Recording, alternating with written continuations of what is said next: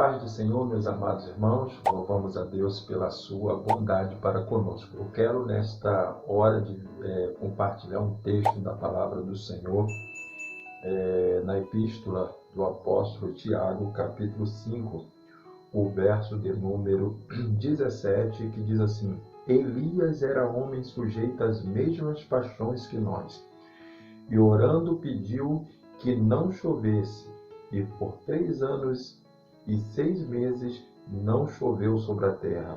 E orou outra vez, e o céu deu chuva, e a terra produziu os seus frutos. Elias, um campeão de Deus. Elias, um profeta corajoso. Elias, um homem que se destaca pela sua vida de uma comunhão tão íntima e linda com Deus. Elias, homem sujeito às mesmas paixões. Se destaca coisas importantes na vida deste guerreiro de Deus. Primeiro, nós vamos logo perceber que Elias era um homem de oração. Orou para que não chovesse. E orou para depois chover. Ele diz: segundo a minha palavra, não haverá chuva, nem orvalho, durante 3 anos e meio. E não houve. E depois orou, e a chuva veio.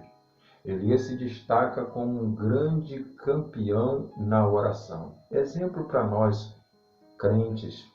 Depender de Deus em oração é algo extraordinário na vida de todo servo de Deus. Você precisa orar e crer que Deus te ouve quando você ora. Elias foi um profeta que viveu uma vida de oração. Nós devemos depender de Deus em oração. Outra coisa que podemos destacar na vida deste grande servo de Deus era a sua comunhão com o Senhor. Veja, ele fala: segundo a minha palavra não vai chover. Lembra quando Elias orava? Senhor, em cuja presença estou até o dia de hoje.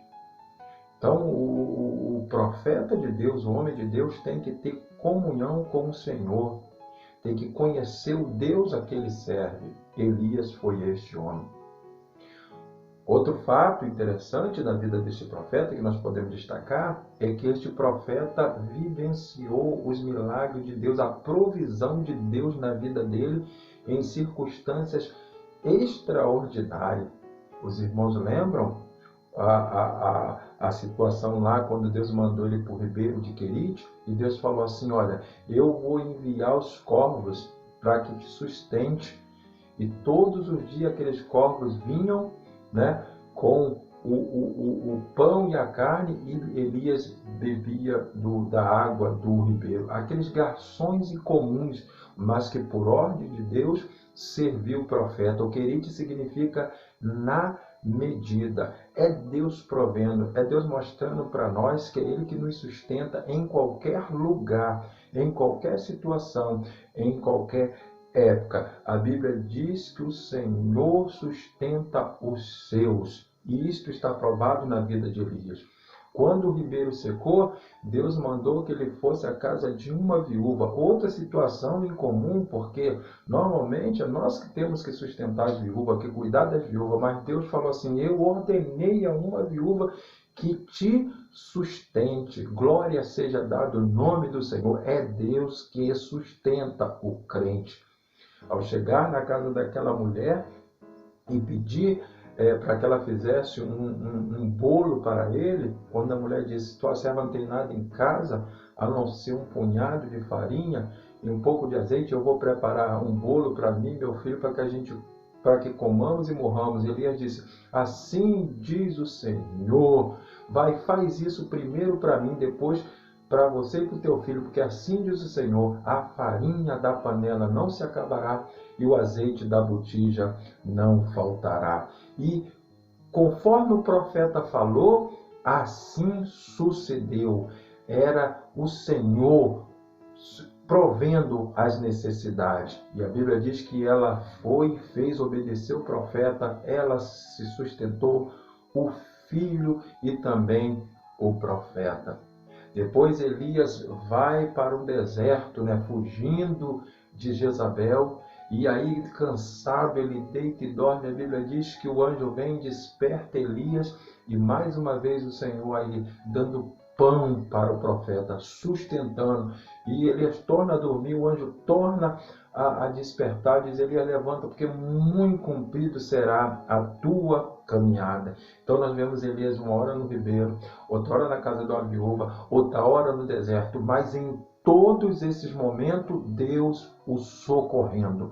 Deus te socorre, meu irmão, nos momentos mais críticos da tua vida, por causa da sua bondade. Elias cansado, Elias exausto, Elias para baixo, mas o Senhor estava ali o abençoando. Da mesma sorte na sua vida também. Então Deus é o que te sustenta. Logo depois Elias vai para uma caverna. Quando Elias está na caverna, o Senhor diz: Elias, o que fazes aqui? Ele diz: eu tenho sido extremamente zeloso pelo Senhor dos Exércitos. Mataram teus profetas, derrubaram teus altares e só eu fiquei. E buscam a minha vida. E o Senhor falou: Elias, eu ainda reservei 7.000 que não se dobraram o seu joelho perante a Baal. E o Senhor, Elias, sai aí da caverna, vem aqui para fora. E aí Deus se revela de maneira extremamente extraordinária. Na caverna Deus foi com uma voz mansa.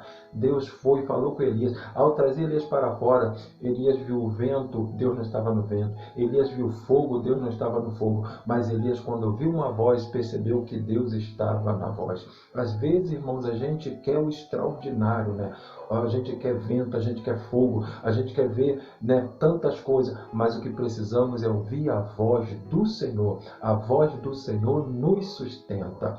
E finalizando aqui um breve relatório sobre este grande profeta de Deus, eu quero dizer que Elias foi um homem honrado por Deus.